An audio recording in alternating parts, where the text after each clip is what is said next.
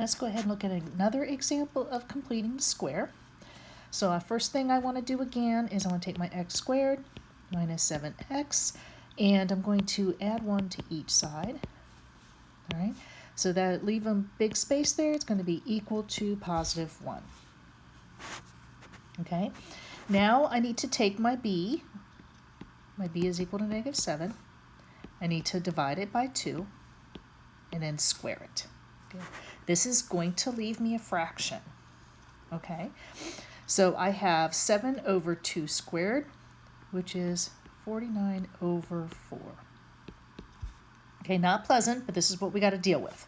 Okay, and I'm going to add 49 over 4 to each side.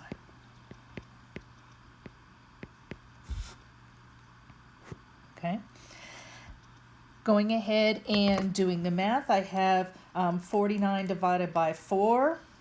Okay, and then I'm going to go ahead and add 1 to that. And that's going to give me 53 over 4.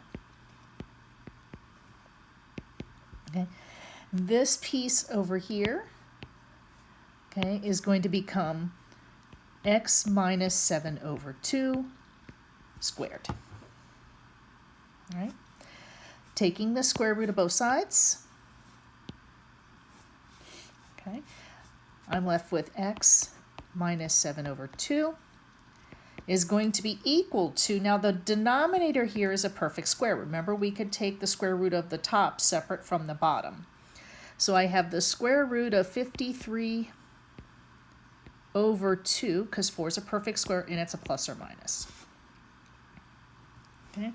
When I add my 7 over 2 to the other side, I have x is equal to 7 over 2 plus or minus the square root of 53 over 2, which I can just go ahead and write as one fraction. So x is equal to 7 plus or minus the square root of 53 divided by 2.